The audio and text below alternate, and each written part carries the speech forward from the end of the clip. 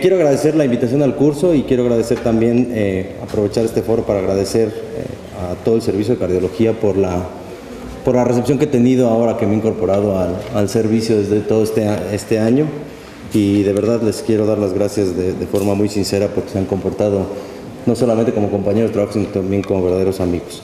Entonces vamos a ver la terapia farmacoinvasiva en el infarto agudo del miocardio. Nosotros sabemos que la clasificación está bien establecida de los síndromes coronarios agudos. Se dividen de acuerdo al electrocardiograma en síndromes coronarios agudos con elevación o sin elevación del segmento ST, y hoy nos ocupa el síndrome coronario agudo con elevación del ST, que a últimas fechas ha tenido una disminución en su presentación, en la presentación clínica del síndrome coronario agudo con elevación del ST, porque ha incrementado el síndrome coronario agudo, los síndromes coronarios agudos sin elevación del ST, y esto es porque la patología coronaria que vemos ahora es más compleja que la del pasado. Y es bien importante saber que los determinantes en el síndrome coronario agudo con elevación del ST del curso del paciente, de mortalidad y de cómo le va a ir a un paciente que se presenta con un síndrome coronario agudo con elevación del ST son tres. Estos tres determinantes son la localización del infarto, el tiempo de la oclusión coronaria y la extensión del infarto junto con la presencia de circulación colateral. Y prácticamente el médico puede influir casi exclusivamente en uno de ellos, que es el tiempo que la oclusión coronaria está presente. Nosotros sabemos desde 1960 a través de los estudios del Dr. Jennings, en donde ocluía de forma temporal con una ligadura las arterias de perros y evaluaba cómo iba haciendo la isquemia progresiva que posteriormente se iba convirtiendo en necrosis que se iba acumulando.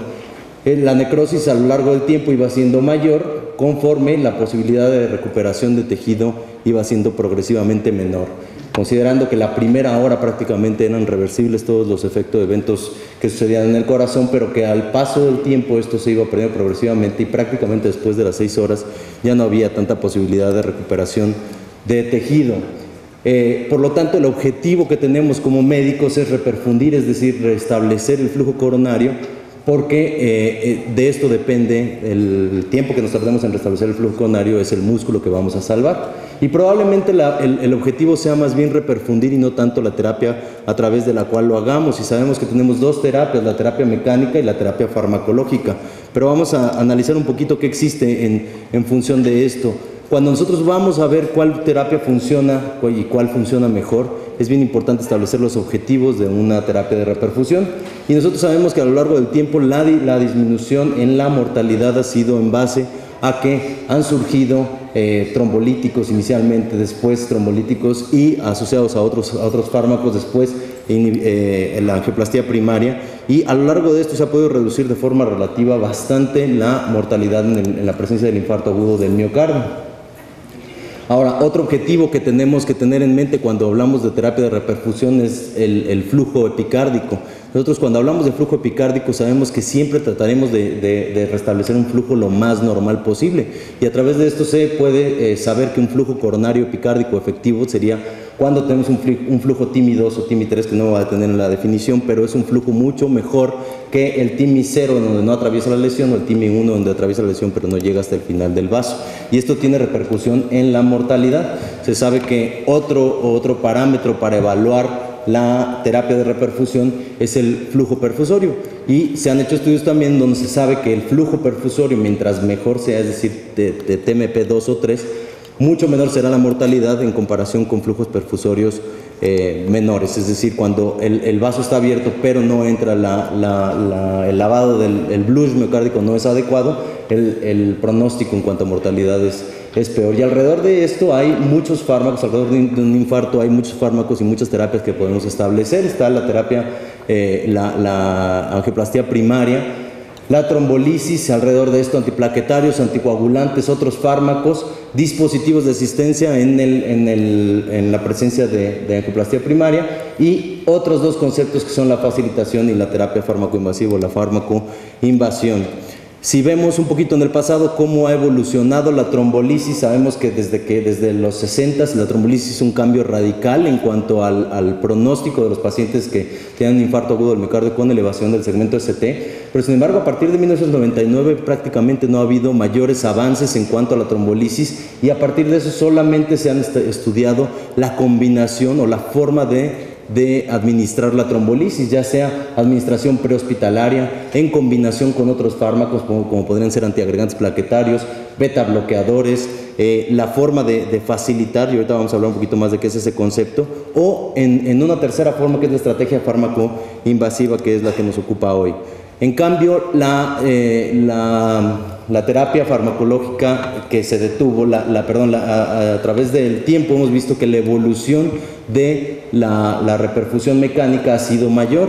Esta no se ha detenido y han salido estudios, y a partir de los 90 que la terapia mecánica demostró que tenía una superioridad en mortalidad y en eventos isquémicos con respecto a la trombolisis. Se han seguido estudiando, han seguido habiendo nuevos dispositivos, etcétera, y el último y el más reciente es el catéter de aspiración, que ha demostrado beneficio en las primeras 6 horas cuando se utiliza en las primeras 6 horas de la presencia de un infarto agudo del miocardio. Cuando comparamos fibrinolisis contra angioplastía primaria, sabemos que la angioplastía primaria es mejor tanto en mortalidad con o sin presencia de choque cardiogénico, en la presencia de infarto y en la presencia de eventos vasculares cerebrales, ya sean isquémicos o hemorrágicos, todos de forma significativa. Pero cuando hablamos de un estudio ya no solamente aleatorizado, sino observacional, que hablan un poco más de la vida real, vemos que este beneficio solo se mantiene a corto plazo.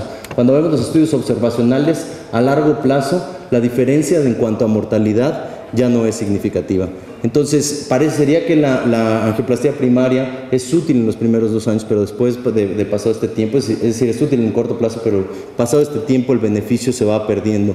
¿Y cuál es más o menos el panorama internacional de la reperfusión? Este es un estudio publicado en el 2010 europeo. Entonces utilizaron 30 países en donde analizaron cómo era la terapia de reperfusión en todos estos países, y lo que se vio fue lo siguiente: en verde tenemos la angioplastía primaria, en rojo la trombolisis, y en negro los pacientes que quedan sin terapia de reperfusión.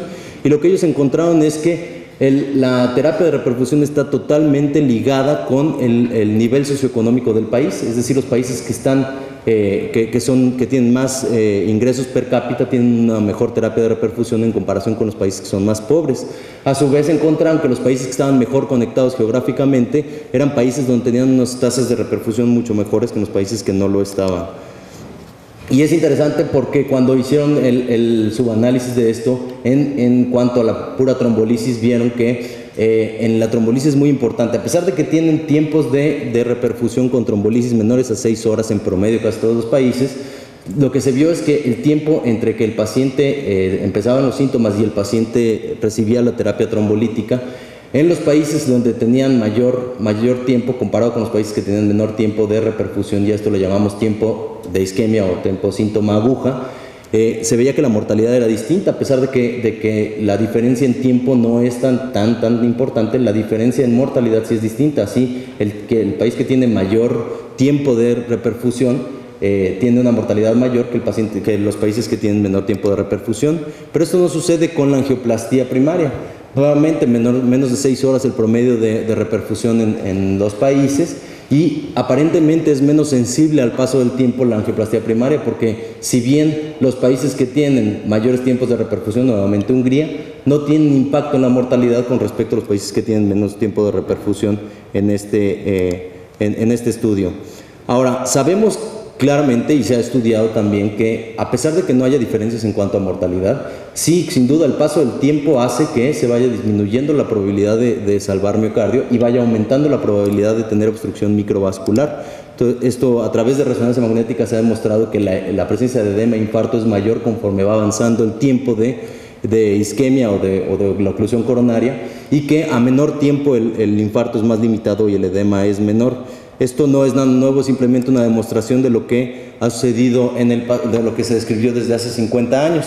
Ahora bien, a través de decir, bueno, el tiempo es muy importante, las estrategias han sido y se ha establecido una estrategia en la cual podamos reducir los tiempos de presentación y los tiempos de atención a estos pacientes.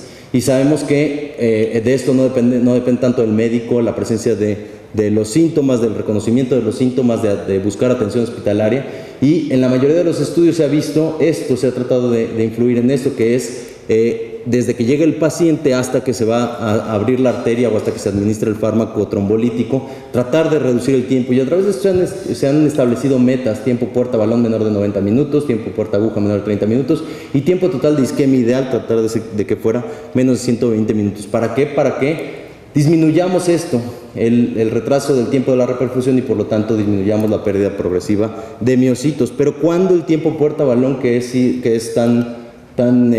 está tan en boga, cuándo tiene aplicabilidad el tiempo puerta balón?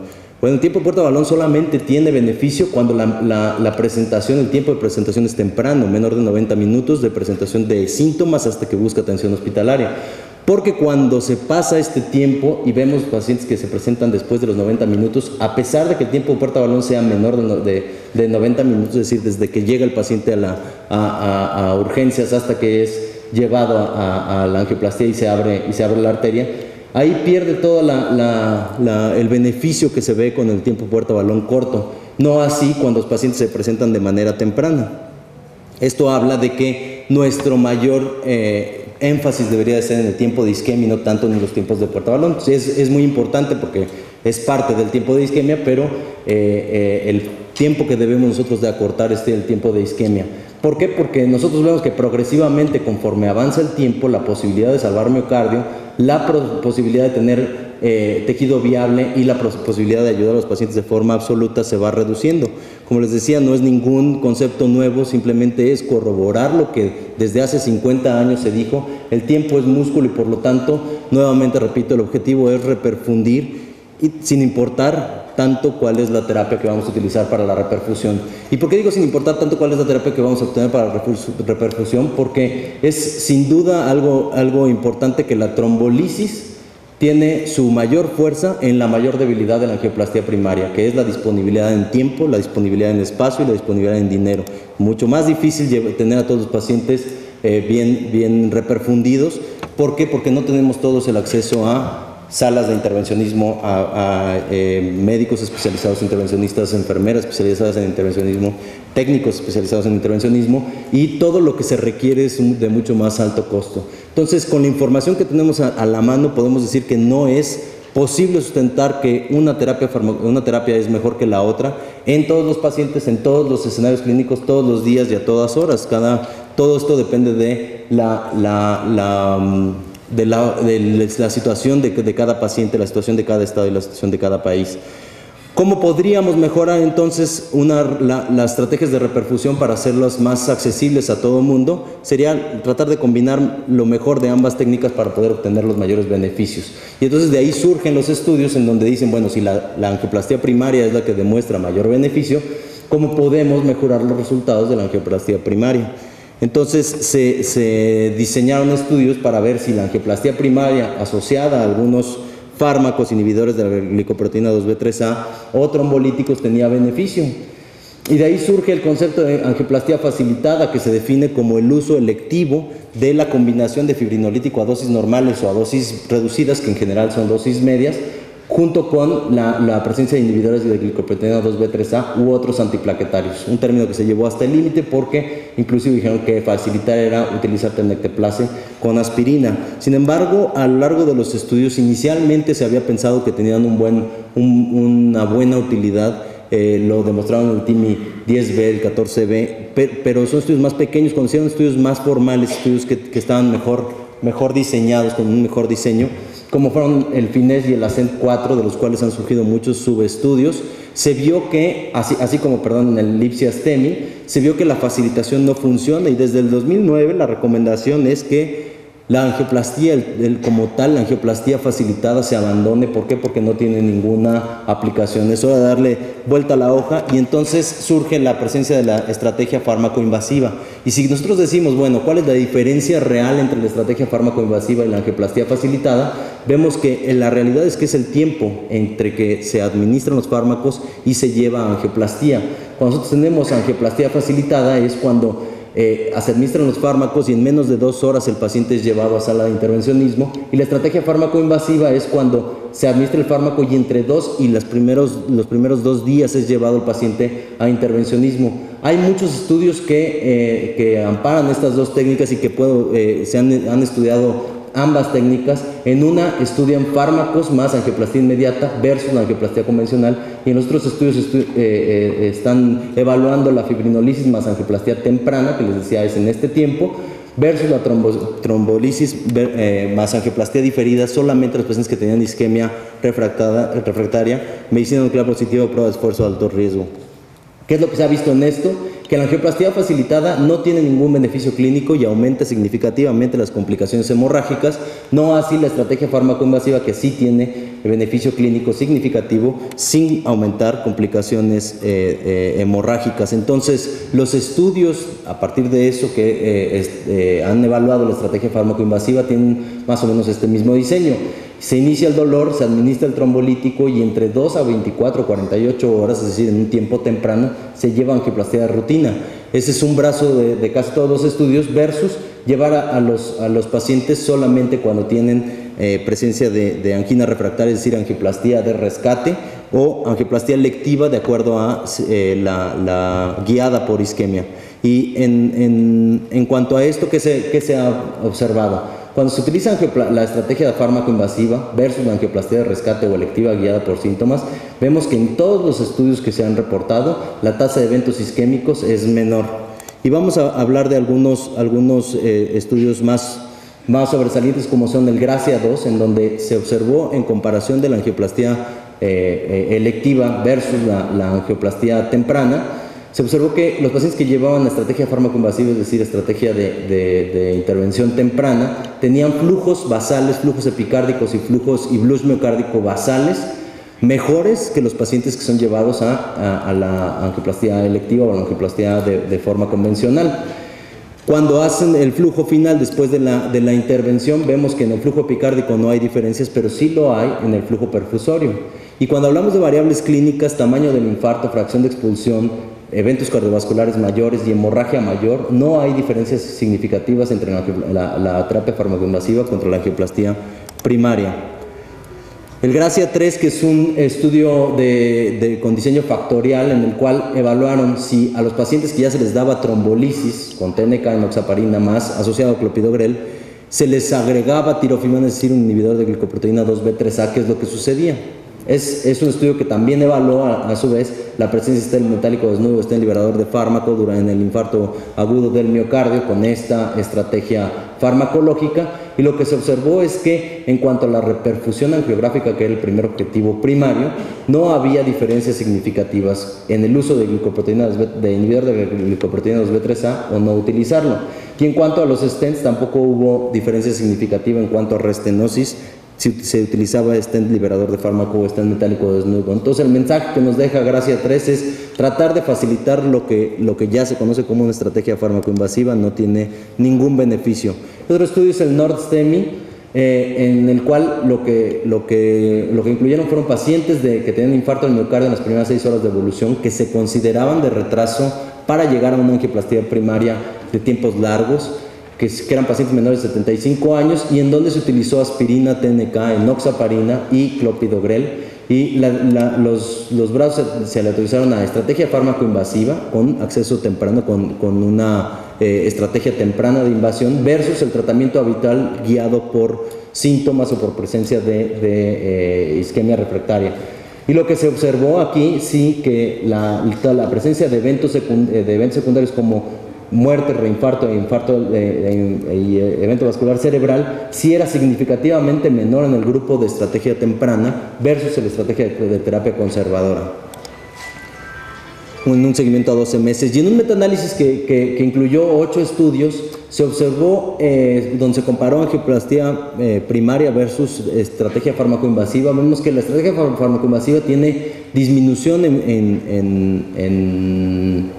en los puntos débiles, es decir, en el compuesto de reinfarto y eventos isquémicos, no así en hemorragia mayor y en mortalidad, la estrategia farmacoinvasiva versus la angioplastía llevada de rutina después de una trombolisis exitosa.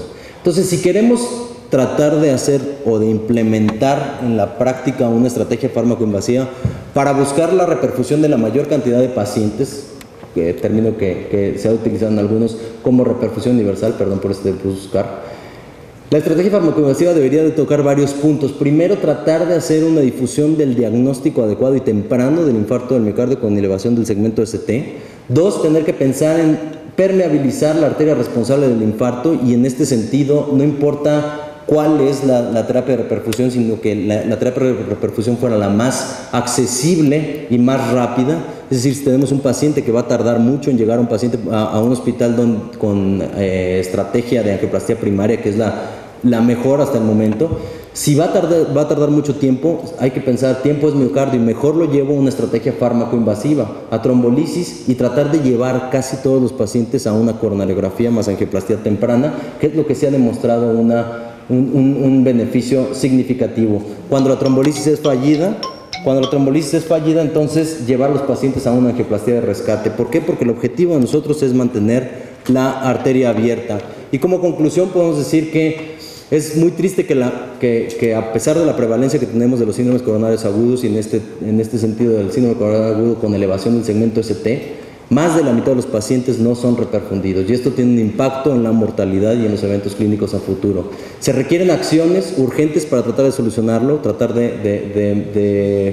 mejorar la reperfusión a la mayor cantidad de pacientes, y la estrategia farmacoinvasiva pues es una propuesta para organizar los sistemas de salud y tratar de mejorar el manejo del infarto agudo del miocardio, porque el objetivo final es ofrecer a la mayoría, si no es que a todos, sería lo ideal, lo más pronto posible y de acuerdo a las características clínicas sociodemográficas, ya sea trombolisis, ya sea angioplastía primaria o angioplastía de rescate, y realizar en la mayor parte de los pacientes que son trombolizados angioplastía o cirugía de revascularización electiva de forma temprana.